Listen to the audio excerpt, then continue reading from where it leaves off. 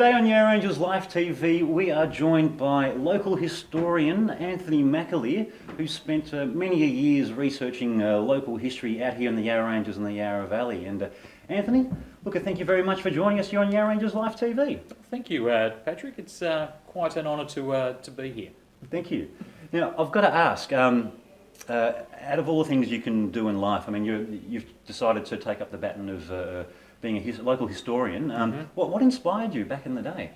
Well, I've always been very interested in Australian history, and very interested in those aspects of Australian history that have a lot of human emotion connected with it. And look, it began with my grandparents' stories of what happened during World War II on the home front, and at the same time I was very moved and very into the TV show The Sullivans, which brought to life Melbourne during those war years. Yes. And I think that really was the thing that really started me going. So from there, sort of when I was at school, when I was at university, I studied, I did Australian studies and history. Sort of tried to connect in there. And then I was decided to be involved with the Lilydale Historical Society. This is going back probably about 27 years ago now. And I also at the same time got involved with the Lilydale RSL. And it began when the Lilydale RSL had this huge collection in a drawer of these tiny lapel pins. Okay. And these lapel pins went back to the 19th century, and they were things that commemorated historical events. They were fundraisers for World War I and World War II. So I did a lot of research. We put them all into frames, put them on display. From there, the Lilydale Museum said this would be great to have on display for Anzac Day. So we then went to display there. And while we were doing that, the museum also said to me, well, let's put something about the local military history into it as well. Now, at that stage, all I really knew about the Lilydale's military heritage was the local war memorial in the main street. So I started to research and started to scratch away at the stories, and I was absolutely blown away. I was blown away by how Australia's military heritage had affected the local area, and going right back to the pioneer days, but also how significant the area was in the bigger picture that is Australia's military heritage. From there, that evolved into three books that I produced called The Shire of Lilydale and Its Military Heritage. Now, the first book dealt with the colonial years, and the first story that I dealt with, that I discovered, was that the first armed conflict in Victoria was actually at Yering, between border police and armed Aboriginal group. It was what became known as the Battle of Yering Flats, in which shots were fired by both sides at each other, but they missed completely. So luckily there wasn't any casualties. And also there was a lot of the local pioneers who came to live in this area had a military background. There was people who had served in the American Civil War, in a lot of the empire sort of conflicts in Afghanistan and India and such. And then from there, looked at the colonial wars. Guys who had gone off to China in the Boxer Rebellion, guys who had served in South Africa. Quite surprised to find that there was 2 casualties locally in the South African War.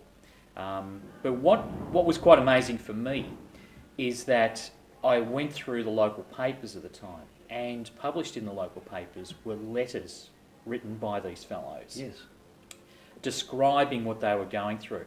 And it's quite interesting because in South Africa and during the Boer War, there was no censorship. So, they wrote home about some of the more sort of, horrific things that were happening there. And I was able to get them. So I pieced them all together in historical order. It was almost like a history of the Boer War through the words of local servicemen.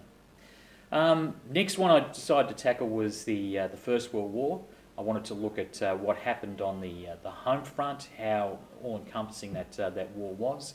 It affected school children, it affected the women and what they did, and the work they did for the Red Cross and the Comforts Fund.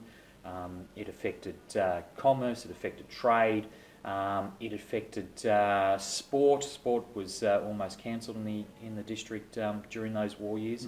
But then again, I wanted to tell the story of the local fellows through their own words. So I was very lucky. I was able to get letters. I found war diaries. I was lucky enough to interview the last two surviving World War I veterans who had enlisted from this district and served overseas. One of which, Richard Bowman, who had enlisted from Monbulk. Richard Bowman was a witness to the shooting down of the Red Baron. Right. So it was amazing to sit there and hear a first-hand account of such an historical event. Because there's always been a bit of bone of contention about who actually did shoot down the Red Baron, wasn't there? Yes, and in fact, I think Dick Bowman's probably the most honest fellow in the AIF, because he's the only one I've ever heard of that was there that's claimed he didn't shoot him down, actually. Everyone else put their hand up and said it was them. Yeah, so it was us. But look, and I also in that had a section at the back there where I did biographies on local residents who were notable in Australian military history. And that was the first time I dealt with some people like William Charles Scurry, who invented the time-release gun, George Ingram, who was awarded the Victoria Cross during the First World War, in fact the last remaining Victoria Cross. And that evolved then into recently we've done two detailed biographies on those gentlemen. Yeah, because in the last 12 months you've been extremely busy. I mean, you've pumped out four new publications, haven't you? Yes, it's look, with the centenary of World War One, it's kept us fairly busy. Through that original book, I was able to highlight a number of interesting stories, which I just sort of I did a brief overview, but they deserved a more detailed look at their story. So the Scurry book we launched recently, and that's his story of his time during the war, not just his Gallipoli period, but also his time then on the Western Front. He was wounded, he lost an eye, and he lost a finger in a bomb explosion. He then served as an instructor for the rest of the war, except for moments when he decided to, instead of going on leave, he'd go and serve on the front line. Classic fellows. And he also he came back and he became a soldier settler at Sylvan. And then went on to serve in World War II. He was the camp commandant of the Japanese civilian internment camp at Rushworth during World War II. He had a fascinating story. So did his wife. His wife was a war nurse. The pair of them met on the ship back home, and she had an extraordinary service. She'd served in hospitals and casualty clearing stations, and they were really the front line for nurses throughout France and Belgium during those terrible times in 1917. She then went to Italy. Again, served in hospitals and casualty clearing stations there. Went to Salonika in Greece and served there, and then spent the last few months of her time in England looking after the fellows who had shell shock in a hospital in London. But she was amazing. George Ingram was another one we've done recently. George Ingram had an extraordinary story. He grew up in Seville. Him and both his brothers enlisted in World War One. Both his brothers were killed during that time. He started off he enlisted and went to Rabaul, which not many people are aware of. Rabaul was a German protectorate. Germany had that as a colony, so Australians went in there and took that over. He got malaria while he was there, and he was kicked out of the army.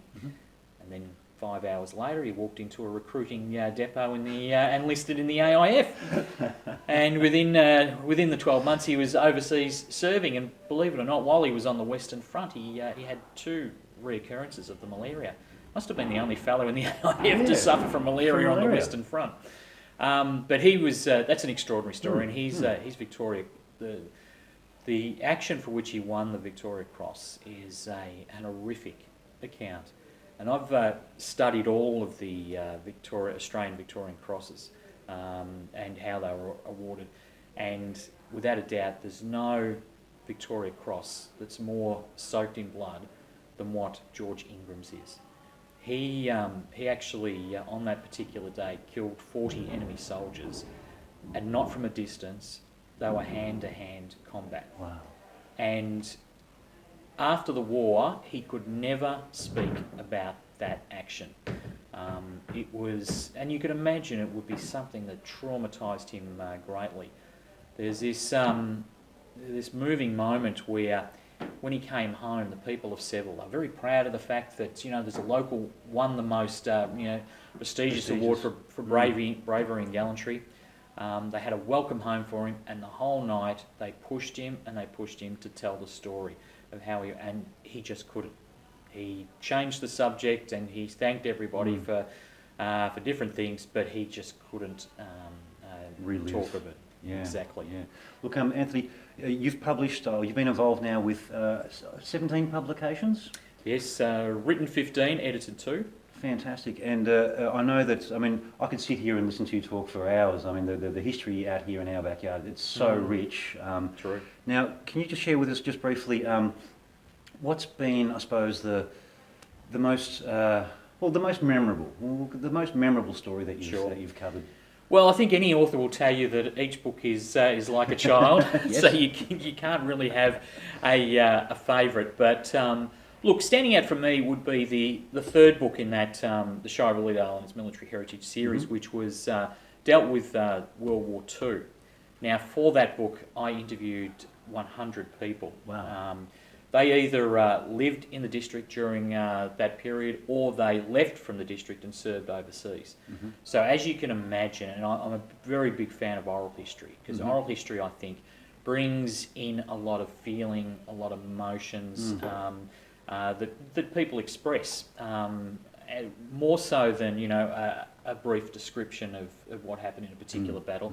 I think you get a more detailed sort of personal view with someone's description.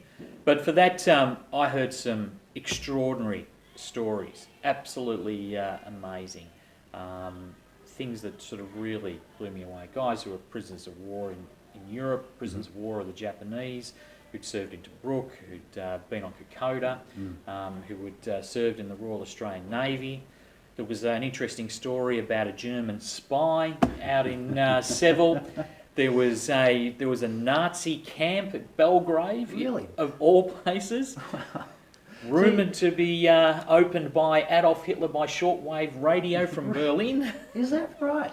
So now the things that you discover and learn about our own backyard, and we need people like yourself to take the time to dig up these stories and research them. And look, with all the wonderful publications that you've released, there's so many fascinating stories and history to be shared. Anthony, where can people actually get their hands on these books if they want to have a bit of a flick through and purchase them? Certainly. Look, the Methven Post Office has been selling a lot for the RSL. The Methven RSL and Lilydale RSL have got some of the books for sale there, so you can always contact them. The Yarra Ranges Regional Museum and the Lilydale Historical Society have also got some of the books for sale too. Fantastic, Anthony. And look, I've got to say thank you so much for keeping the history and our local history alive and well, and producing these wonderful publications for many generations to share in that rich history. Certainly. And look, thank you very much for joining us here on Yarra Ranges Live TV and sharing your story with us. Thank you, Patrick. Thank you. Cheers. Thank you very much, sir. Good on you.